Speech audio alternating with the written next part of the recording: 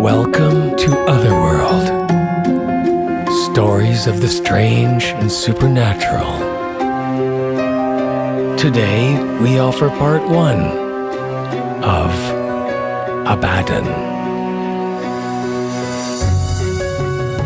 There are those who believe that inanimate objects can absorb the negative energy of traumatic events in the same way that they can absorb other types of energy, like heat and radioactivity. This is a tale of one such incident.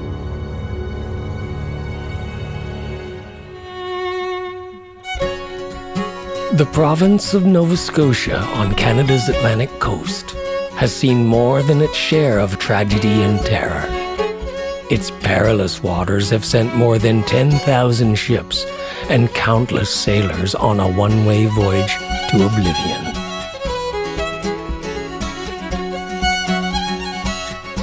Even today, jagged reefs, thick fog, and the stormy North Atlantic Ocean make it dangerous at the best of times. But in the 19th century, the despicable acts of a breed of pirate known as shipwreckers made navigating these waters absolute murder.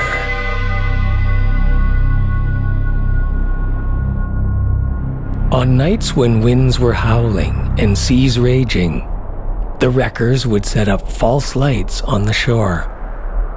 There they would lie in wait, luring in schooners whose captains thought they were headed for safe harbor, only to have their ships torn apart on the jagged reefs. Once the unfortunate crew had drowned in the surf, the wreckers would descend on the dying ship and strip it of its cargo and fittings.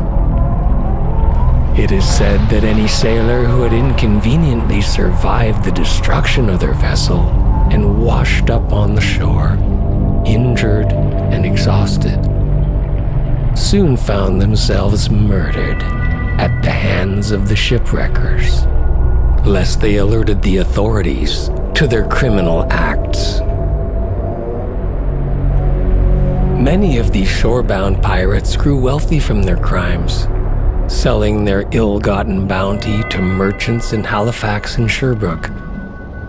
The most successful of them bought handsome oceanfront mansions, built, it is said, from the timbers of the very ships they had lured to their doom. Nearly 200 years later, some of these homes still remain. Though weather-beaten and in decline, they are a mere shadow of their once stately selves. Many of the nearby fishing villages now stand empty, virtual ghost towns, the inhabitants having left the unforgiving coast in search of a better living in the cities. But from time to time, someone from New York or Toronto or Boston, come from away folk, as outsiders are known here, is attracted by the rugged beauty of the eastern shore and the bargain basement prices and faded grandeur of the wreckers' mansions. Retired stockbrokers and lawyers, or young tech company millionaires, often find their allure as irresistible as ancient mariners found the song of the sirens. How long do you plan to stay? Is a question that these come-from-away people are often asked by the few remaining locals. It invariably puzzles them the first time they hear it. But for many, the reason for that query becomes terrifyingly apparent not long after they move into their dream house, which, unbeknownst to them, is built literally on a foundation of deceit and murder.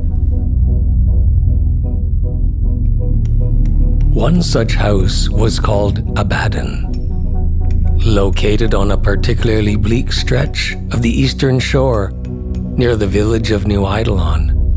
about halfway between Halifax and the Canso Strait.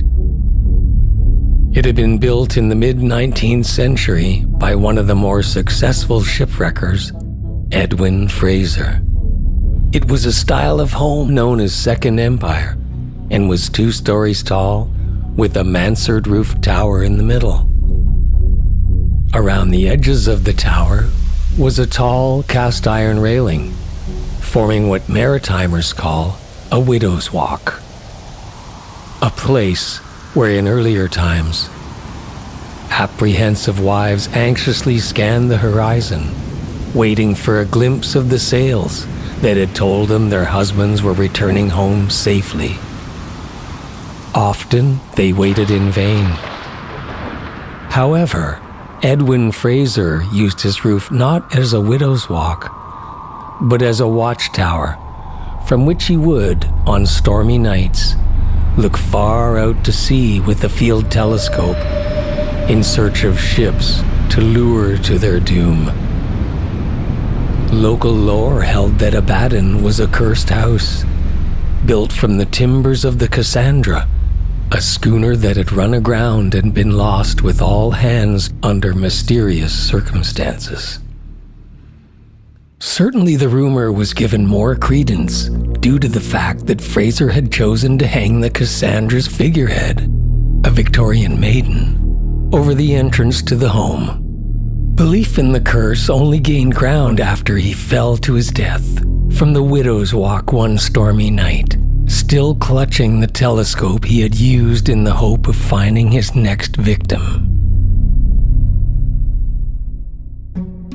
When it was last occupied several years ago, Abaddon had stood empty for 2 decades, after a family from Philadelphia who had bought it as a summer residence abruptly moved out following the suicide of the clan's patriarch. He was a defense lawyer known for delivering not guilty verdicts for multi-millionaire clients, accused of murders on evidence so airtight that death row seemed inescapable.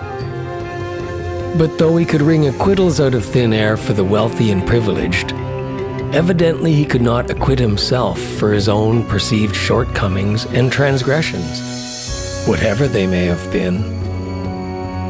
And so, one night when his family was asleep and a gale raged outside, he became his own prosecutor, jury, and executioner.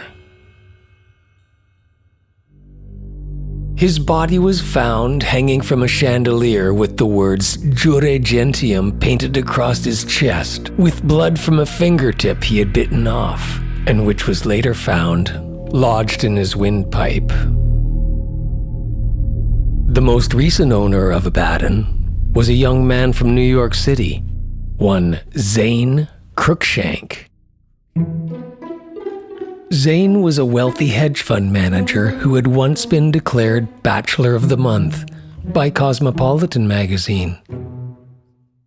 That is, until he engineered a hostile takeover of Prodotes Incorporated, a pharmaceutical company that produced a life-saving drug called Retronol. It was the only treatment for a fatal wasting disease known as necromyositis.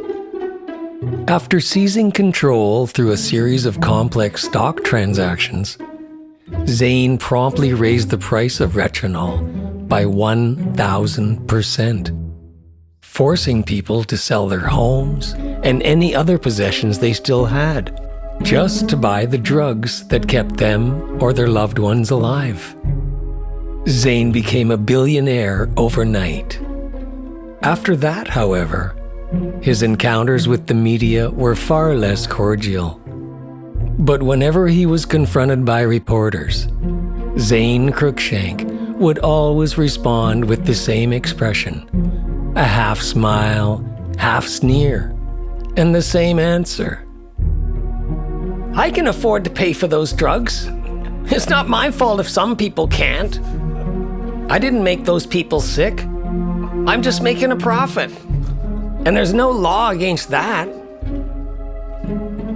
Zane spotted Abaddon on a real estate site while doing a web search for mansions for sale. He was looking for an oceanfront getaway in which to escape the hellish summer heat of Manhattan. He contacted the real estate agent in Halifax.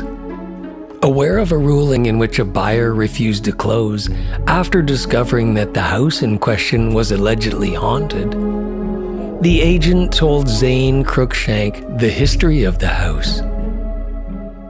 Zane merely laughed it off. Not long after purchasing Abaddon, Zane Cruikshank soon became as unpopular with the locals in New Eidolon as he was with the Manhattanites who had once courted his attention. The first thing Cruikshank did after purchasing Abaddon was to install giant concrete blocks on the shore along his property line. This prevented anyone from walking down the beach in front of his mansion, except for a few hours a day when the tide was out, and the ocean floor, which belongs to no one, was exposed. The few remaining residents of the nearby village rarely walked down the beach anyway. It was the principle of the thing that irritated them. That he had shown them disrespect by barring access to what was regarded as commons. Next, he built a helipad behind the house to save him making the long drive from the airport down the winding coastal roads to Abaddon. It was an unseemly display of wealth in a place where most people lived on pensions, social assistance, or took their chances against the elements, earning a meager income from fishing. But the most controversial thing Zane did was to repaint the female figure of the Cassandra so that she appeared to be naked, except for a pair of tasseled strippers' pasties. It was bad enough that the figurehead had been plundered from a ship that had met its doom at the hands of thugs. But now it was suffering a humiliating indignity that upset the residents of the staid community of New Eidolon. Zane Cruikshank found this extremely amusing, but he wouldn't always feel that way.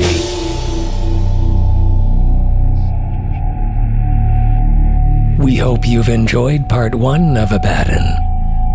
Watch for the next installment. And remember, if you find yourself in a place that seems familiar, yet strangely disquieting, you may have just become the next visitor to Otherworld. Until then.